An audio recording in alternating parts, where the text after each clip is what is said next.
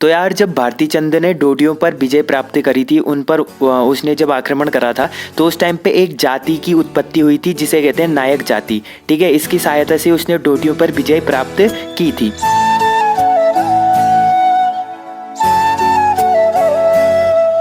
So hi guys, welcome back to my channel with another video. तो यार आ चुका हूँ एक और नई वीडियो के साथ वापस। मेरा नाम है करवित वर्मा, आप देख रहे हैं स्टडी विद करवित। तो चलिए आज की वीडियो स्टार्ट करते हैं। तो यार मेरी जो ये सीरीज चल रही थी परीक्षावाणी की, परीक्षावाणी में हम सीरियल वाइज मतलब जो अध्यायवार सीरीज मैंने स्टार्ट करी है, तो इसमें हम 5वें चैप्टर का आज दूसरा पार्ट लेके आए हैं। तो इसमें हम बात करेंगे चंदुवंश के बारे में। ठीक है, तो चंदुवंश में देख रहे थे हम चंदू के बारे में।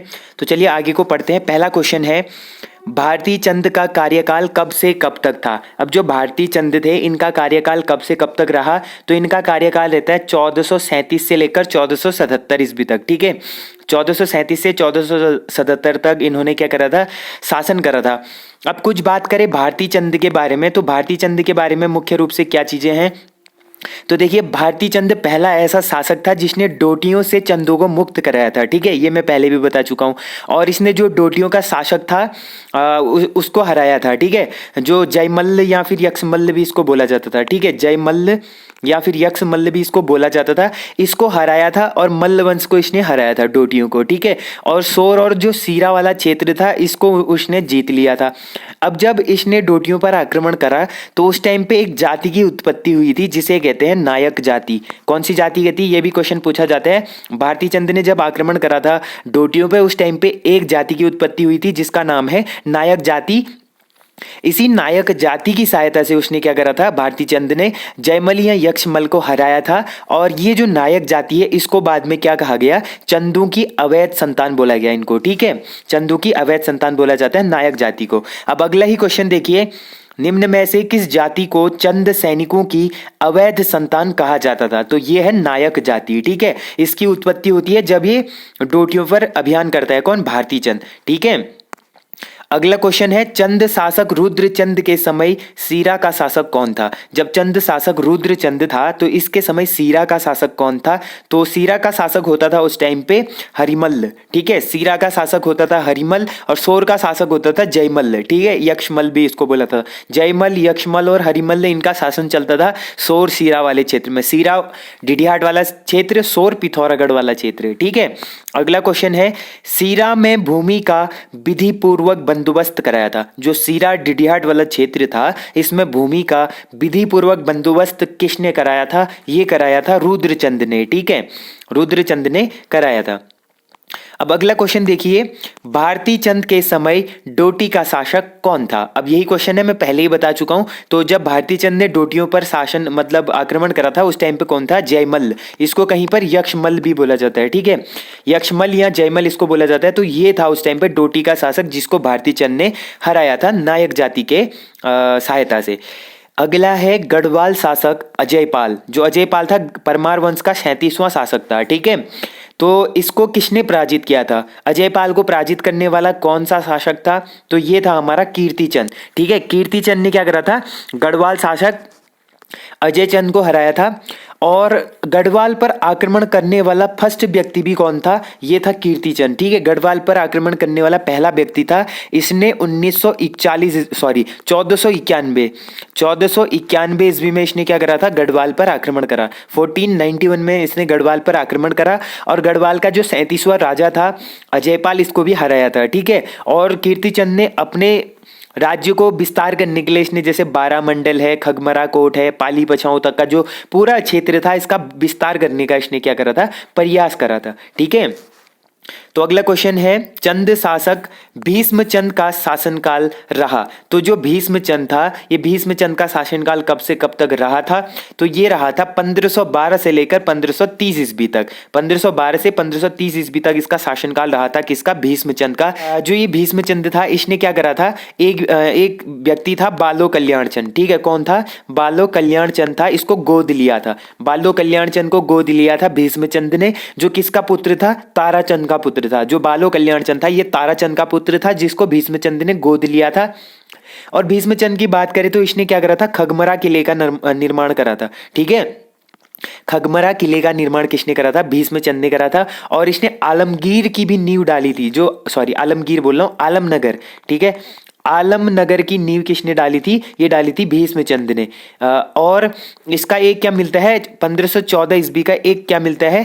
ताम्रपत्र मिलता है भीष्मचंद का। अगला क्वेश्चन देखिए, लाल मंडी किले का निर्माण किसने कराया था? तो लाल मंडी किले का निर्माण कराया था कल्याण चंद ने, ठीक है। कल्याण चंद ने क्या कराया था? लाल मंडी किले का निर्माण कराया था। और कल्याण चंद को बालो कल्याण चंद भी इसको बोला जाता है, जिसको भीष्मचंद ने क्या करा था? गोद लिया था। अगला क्वेश्चन है, मुगल सम्राट अकबर के समकालीन चंद शासक कौन थे? अब मुगल सम्राट अकबर के समकालीन जो चंद शासक थे वो थे रुद्रचंद, ठीक है। रुद्रचंद क्या थे? अकबर के समकालीन थे। और ये क्या करता था? अकबर को टैक्स पे करता था, ठीक है, कर देता था अकबर को। और इसी के टाइम पे क्या हुआ था? कब इसने 1587 ईस्वी में अकबर की स्वाधीनता या अधीनता स्वीकार कर ली थी, ठीक है। इसकी अधीनता स्वीकार करी थी अकबर की। और उसको क्या करता था? टैक्स पे करता था। और इसने ही अल्मोड़ा में क्या करा था? मल्ला महल नामक निर्माण करा था, ठीक है, मल्ला महल का निर्माण करा था। और महल के अंदर इसने क्या करा था? रामशिला बनाया था, ठीक है, रामशिला बनाया था इसने मल्ला महल के अंदर। और देखिए एक व्यक्ति था इसी के टाइम पे, रुद्रचंद के टाइम पे, तो रुद्रचंद के टाइम पे एक व्यक्ति हुआ करता था जिसका नाम था हुसैन खां। क्या नाम था? हुसैन खां इसका नाम था। हुसैन खां पर आक्रमण, जब हुसैन खां ने इस पर आक्रमण किया तो इसने हुसैन खां को पराजित करा था रुद्रपुर क्षेत्र में, ठीक है। तब इसने क्या करी थी? रुद्रपुर नामक नगर की स्थापना करी थी, ठीक है, रुद्रचंद ने। किसको हराने के बाद? हुसैन खां को हराने के बाद। अगला है रुद्रचंद ने अकबर की अधीनता कब स्वीकार की थी? ये मैं बता चुका हूं। इसने 1587 ईस्वी में अकबर की अधीनता स्वीकार करी और उसको क्या करा? टैक्स पे करता था रुद्रचंद, ठीक है। और रुद्रपुर नगर की स्थापना भी किसने करी? रुद्रचंद ने करी थी, ठीक है। तो अगला क्वेश्चन देखिए, किस चंद शासक ने गढ़वाल के सरोला ब्राह्मणों की भांति कुमाऊं में चौथानी ब्राह्मणों की मंडली बनाई थी? जो गढ़वाल में सरोला ब्राह्मण होते थे वैसे ही कुमाऊं में इसने चौथानी ब्राह्मणों की मंडली बनाई थी। तो वो शासक कौन था? तो ये था रुद्रचंद, ठीक है, रुद्रचंद था।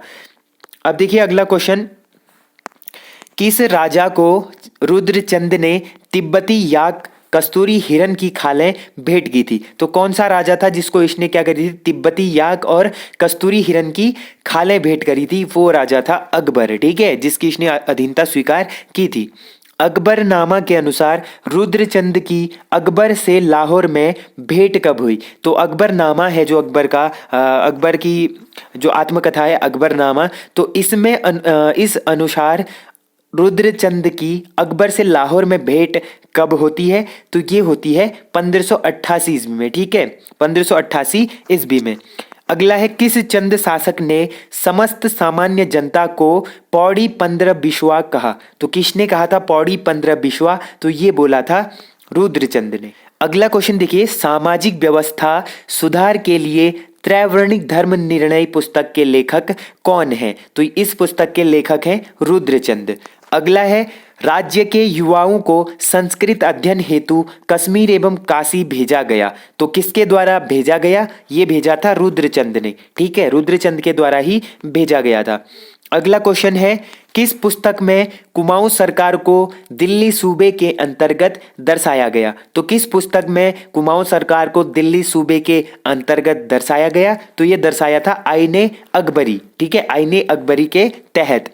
अगला है, चंद शासक रुद्रचंद का शासनकाल निम्न में से है? तो रुद्रचंद का शासनकाल क्या रहा था? रुद्रचंद का शासनकाल था 1565 से लेकर 1597 ईस्वी तक, ठीक है। अगला क्वेश्चन है, औली ब्राह्मणों की नियुक्ति किसने की थी? जो औली ब्राह्मण थे इनकी नियुक्ति करने वाला शासक कौन था? तो ये था हमारा रुद्रचंद, ठीक है। अगला है, रुद्रचंद द्वारा निर्मित मल्ला महल किस जनपद में स्थित है? तो रुद्रचंद ने जो मल्ला महल बनाया था तो ये किस जगह पर स्थित है? अल्मोड़ा में है, ठीक है। इसी के अंदर इसने रामशिला मंदिर भी बनाया था, रामशिला की स्थापना करी थी, ठीक है। पुरुषोत्तम पंत किसका सेनापति था? तो ये था हमारा रुद्रचंद का।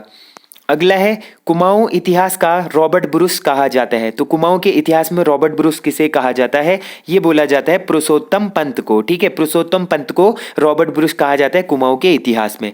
ग्वालदम या बधानगढ़ युद्ध में किस सेनापति की मृत्यु हुई थी? तो देखिए इस युद्ध में किस सेनापति की मृत्यु हुई थी? तो ये होती है पुरुषोत्तम पंत की। ठीक है, पुरुषोत्तम पंत की मृत्यु होती है बधानगढ़ या फिर ग्वालदम के युद्ध में। अगला क्वेश्चन देखिए, ग्वालदम युद्ध के समय गढ़वाल का शासक कौन था? जब ग्वालदम का युद्ध हुआ था तो उस टाइम पे गढ़वाल का शासक कौन था? तो ये था बलभद्र शाह। ठीक है, बलभद्र शाह क्या था? गढ़वाल का शासक था जिस टाइम पे क्या हुआ था? ग्वालदम का युद्ध हुआ था। ठीक है, अगला क्वेश्चन देखिए, किस काव्य में, अब एक चीज है जो ये ग्वालदम का युद्ध है या बधानगढ़ का युद्ध है, ये किस सन में हुआ था, ये आप मेरे को बताना कमेंट करके। ठीक है, अगला है किस काव्य में लक्ष्मी चंद का नाम लक्ष्मण मिलता है? तो जो लक्ष्मी चंद थे इनका नाम लक्ष्मण चंद किस उसमें मिलता है? काव्य में। ठीक है, किस काव्य में मिलता है लक्ष्मी चंद का नाम लक्ष्मण? तो ये मिलता है हमारा मानोदय काव्य में, जो भरत कवि ने लिखी है। क्या लिखी है भरत कवि ने? मानोदय काव्य लिखी है, इसमें मिलता है लक्ष्मी चंद का नाम लक्ष्मण। तो क्वेश्चन है, किस चंद शासक के समय लोग करों या टैक्सों के डर से साग सब्जियां कहाँ उगाते थे? छतों पर उगाते थे। तो कौन सा चंद शासक था? ये था लक्ष्मी चंद। ठीक है, लक्ष्मी चंद के डर से, मतलब ये जो टैक्स लेता था इनके भय के कारण ये लोग क्या करते थे? छतों पर उगाते थे सब्जियां। ठीक है, अगला क्वेश्चन है, निम्न में से लक्ष्मी चंद द्वारा लगाए गए कर थे। तो लक्ष्मी चंद ने कौन कौन से कर लगाए थे? तो इन्होंने लगाए थे जूलिया और सिरती। ठीक है, जूलिया और सिरती नामक कर किसने लगाए थे? लक्ष्मी चंद ने लगाए थे। अब देखिए जूलिया क्या होता था? जूलिया होता था नदी पुलों पर लगने वाला कर। ठीक है, जो नदियों पर जो पुल होते थे, इन नदी पुलों पर लगने वाला कर क्या कहलाता था? जूलिया कहलाता था।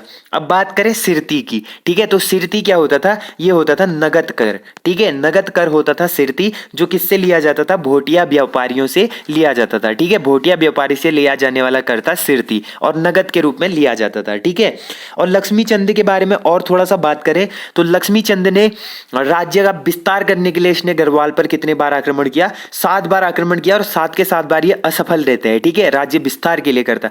लेकिन 8वें बार जब इसने आक्रमण किया तो गढ़वाल का एक जो सेनापति था खतड़ सिंह। ठीक है, कौन था? खतड़ सिंह। तो इस सेनापति को ये हरा देता है, मार देता है। ठीक है, लक्ष्मी चंद हरा देते हैं। ठीक है, और उस टाइम पे जो गढ़वाली शासक होता है वो होता है महिपति शाह। तो ये महिपति शाह के साथ जब युद्ध करता है तो एक युद्ध में महिपति के साथ युद्ध में ये मारा जाता है। ठीक है, और ये जहांगीर से मिलने भी जाता है। ठीक है, ये था लक्ष्मी चंद। अगला देखिए, किस ताम्रपत्र में लक्ष्मी चंद का नाम लक्ष्मण मिलता है? तो कौन से ताम्रपत्र में इनका नाम लक्ष्मण मिलता है? अब इनका नाम लक्ष्मण किस में मिला? लक्ष्मण तो मिला मानोदय काव्य में, जो भरत कवि की है, लेकिन लक्ष्मण भी इनका नाम था। तो लक्ष्मण किस काव्य में या फिर किस ताम्रपत्र में इनका मिलता है? तो ये मिलता है मुनाकोट का जो ताम्रपत्र है पिथौरागढ़ से, मुनाकोट ताम्रपत्र में इनका नाम लक्ष्मण मिलता है। ठीक है, अगला क्वेश्चन है, लखुली व बिराली उपनाम है। अब लखुली और बिराली किसको बोला जाता था? ये बोला जाता था लक्ष्मी चंद को। ठीक है, इसका उपनाम है लक्ष्मी चंद का। अगला है, लक्ष्मी चंद ने गढ़वाल पर कितने बार असफल आक्रमण किया? तो गढ़वाल पर इसने 7 बार असफल आक्रमण किया। 8वें बार इसने गढ़वाल का जो सेनापति था खतड़ सिंह, इसको मारकर गढ़वाल जीता और उस पर काफी विस्तार करा अपने राज्य का। ठीक है, तो कितने बार करा था? पूरे 7 बार इसने असफल आक्रमण करा था। अगला है, गैड़ा सिंह किस शासक का सेनापति था? जो गैड़ा सिंह था ये किस शासक का सेनापति था? तो ये था हमारा लक्ष्मी चंद का। ठीक है, लक्ष्मी चंद का सेनापति था गैड़ा सिंह। अगला क्वेश्चन है, लक्ष्मी चंद द्वारा बागनाथ मंदिर का जीर्णोद्धार कब किया गया? जो बागनाथ मंदिर है इसका जीर्णोद्धार लक्ष्मी चंद ने कराया था। तो कौन से सन में कराया था इसने? 1602 ईस्वी में। ठीक है, 1602 ईस्वी में इसने बागनाथ मंदिर का पुनरुद्धार या जीर्णोद्धार कराया था। अगला है, लक्ष्मी चंद के समय कर्मचारियों को कितनी श्रेणियों में बांटा गया? तो कितनी श्रेणियों में इनके कर्मचारियों को बांटा जाता था? ये बांटा जाता था 3 श्रेणियों में। ठीक है, 3 श्रेणियों में इसके टाइम पे बांटा जाता था। जैसे न्योवाली, बिष्टावली नामक इसने क्या बनाई थी? कचहरियां भी बनाई थी। ठीक है, अगला है, राज्य के छोटे कर्मचारियों को कहा जाता था। जो राज्य के छोटे कर्मचारी होते थे उनको कहते थे नेगी। ठीक है, नेगी होते थे थे छोटे कर्मचारी। अगला है परगने का शासक कहलाता था या कहा जाता था परगने के शासक को। तो परगने के शासक को बोला जाता था सरदार। ठीक है, सरदार बोला जाता था जो परगने का शासक होता था। अब देखिए अगला क्वेश्चन है, क्वेश्चन नंबर 38 है, कुमाऊं का धृतराष्ट्र किसे कहा जाता था? जो कुमाऊं का धृतराष्ट्र है ये किसको बोला जाता था? तो कुमाऊं का धृतराष्ट्र बोला जाता था शक्ति गोसाई को। ठीक है, शक्ति गोसाई को बोलते थे कुमाऊं का धृतराष्ट्र। अगला क्वेश्चन है, किस चंद शासक की मृत्यु क्षय रोग से हुई थी? तो क्षय रोग से किस चंद शासक की मृत्यु होती है? ये होती है दलीप चंद की। ठीक है, दिलीप चंद या दलीप चंद, इसकी मृत्यु होती है क्षय रोग से। अगला, चरवाहे से राजा बनने वाला एकमात्र चंद शासक कौन था? तो चरवाहे से बनने वाला एकमात्र चंद शासक कौन था? ये था बाज बहादुर चंद। ठीक है, कौन था? बाज बहादुर चंद था जो चरवाहे से बना था। इसके जो पिता थे ना, इनका नाम था नीलू गुसाई। क्या नाम था इनके पिता का? नीलू गुसाई इनके पिता का नाम था, जो क्या थे? चरवाहे थे। तो चरवाहे का पुत्र था बाज बहादुर चंद, जो क्या बना था? चंद शासक बना था। और इसको काफी सारी उपाधियां दी थी शाहजहां और औरंगजेब ने। ठीक है, शाहजहां और औरंगजेब का ये क्या था? समकालीन था। इसको उपाधि मिली थी नारायण की। ठीक है, नारायण की उपाधि इसके पास थी। और इसने क्या करा था? राज्य का सर्वाधिक विस्तार भी करा था। ठीक है, राज्य का सर्वाधिक विस्तार किसने करा था? ये करा था बाज बहादुर चंद ने। इसने काफी चीजें करी और इसने शाहजहां ने इसको क्या दिया था? 84 माल का फरमान भी दिया था। और एक क्वेश्चन इंपॉर्टेंट आता है जो सुलेमान सिकोह था। कौन था? सुलेमान सिकोह था दारा सिकोह का भाई। ठीक है, सुलेमान सिकोह जो था दारा सिकोह का भाई था, औरंगजेब का भाई। तो ये भागकर जब गढ़वाल आता है, सॉरी कुमाऊं आता है, तो कुमाऊं में ये किसके दरबार में जाता है? तो ये जाता है बाज बहादुर चंद के दरबार में। ठीक है, बाज बहादुर चंद के दरबार में कौन आया था? कौन मुगल आया था? ये आया था सुलेमान सिकोह। ये चीज भी याद करना। ठीक है, अगला क्वेश्चन देखिए, बाजपुर नगर की स्थापना किसने की थी? बाजपुर नगर की स्थापना करी थी बाज बहादुर चंद ने। ठीक है, बाज बहादुर चंद ने। और इसके लिए बाज बहादुर चंद के लिए एक चीज प्रयुक्त होता है, उम्र भयो 80। ठीक है, उम्र भयो 80, बुद्धि गई 89। मतलब इसका मतलब ये है कि जब इंसान की उम्र 80 की हो जाती है तो उसकी बुद्धि भ्रष्ट हो जाती है। ये प्रयुक्त होता था बाज बहादुर चंद के लिए। ठीक है, अगला क्वेश्चन है, किस मुगल शासक के दरबार में बहादुर चंद मूल्यवान वस्तु लेकर पहुंचा था? ठीक है, किस मुगल शासक के दरबार में बहादुर चंद क्या लेके गया था? मूल्यवान वस्तु लेके गया था। तो वो कौन था? वो था हमारा शाहजहां। ठीक है, मुगल शासक कौन था? शाहजहां था, जिसके दरबार में ये मूल्यवान वस्तु लेकर जाता है। अगला क्वेश्चन देखिए, मुगल शासक शाहजहां द्वारा किस चंद शासक को बाज बहादुर की उपाधि दी गई थी? ठीक है, इसको बहादुर की उपाधि मिलती है किसके द्वारा? शाहजहां के द्वारा। तो कौन सा शासक था? ये था बाज बहादुर चंद, जिसको शाहजहां ने क्या दी थी? बहादुर की उपाधि दी थी। अगला है, बाज बहादुर चंद ने किससे सिरती नामक कर लिया था? तो सिरती नामक कर किससे लेता था? ये लेता था भोटियों और हुणियों से। ठीक है, जो भोटिया होते थे और हुणी होते थे, हुणियों से और भोटियों से ये क्या लेता था? सिरती नामक कर लेता था। जो सिरती नामक कर होता था ये होता था नगद कर। ठीक है, अगला क्वेश्चन है, कैलाश मानसरोवर के तीर्थ यात्रियों के लिए 1673 ईस्वी में गूढ़ भूमि किसने दान की थी? जो कैलाश मानसरोवर के यात्री होते थे, तीर्थ यात्री, तो इनके लिए 1673 ईस्वी में गूढ़ की भूमि, जो गूढ़ भूमि होती थी, इसको किसने दान दी थी? ये दी थी हमारा बाज बहादुर चंद ने। ठीक है, अगला क्वेश्चन है, एकहतिया देवाल किस जनपद में स्थित है? तो ये जो एकहतिया देवाल है ये पिथौरागढ़ के थल में स्थित है। ठीक है, थल एक जगह पड़ती है, यहाँ स्थित है एकहतिया देवाल। ठीक है, अगला क्वेश्चन है, किसकी बनावट एलोरा के कैलाश मंदिर के समान है? तो एलोरा के कैलाश मंदिर के समान किसकी बनावट है? ये है हमारा एकहतिया देवाल की। ठीक है, एकहतिया देवाल की जो बनावट है ये एलोरा में जो कैलाश मंदिर है इसके समान है। तो यार गाइज, ये थे आज के 47 इंपॉर्टेंट क्वेश्चंस जो चंदू के पार्ट 2 से मैं लेके आया हूँ। ठीक है, ये पार्ट 2 था चंदू का। अभी 2 पार्ट और आने हैं जिसमें बाकी के चंद शासकों के बारे में बात करेंगे और इनके जो जितनी भी इनकी क्या थी, राजस्व नीति थी। ठीक है, भू राजस्व नीति, इनके बारे में भी बात करेंगे। ठीक है, तो यार होप करता हूँ आप लोगों को ये वीडियो पसंद आया होगा। वीडियो पसंद आया तो वीडियो को लाइक जरूर करना। जो लोग चैनल पर नए आ रहे सब्सक्राइब कर देना। और ये PDF चाहिए तो आपको टेलीग्राम पर मिल जाएगी, लिंक होगा डिस्क्रिप्शन में, तो टेलीग्राम ग्रुप जरूर ज्वाइन करना। तो मिलते हैं नेक्स्ट इंटरेस्टिंग वीडियो में, तब तक के लिए take care and bye bye.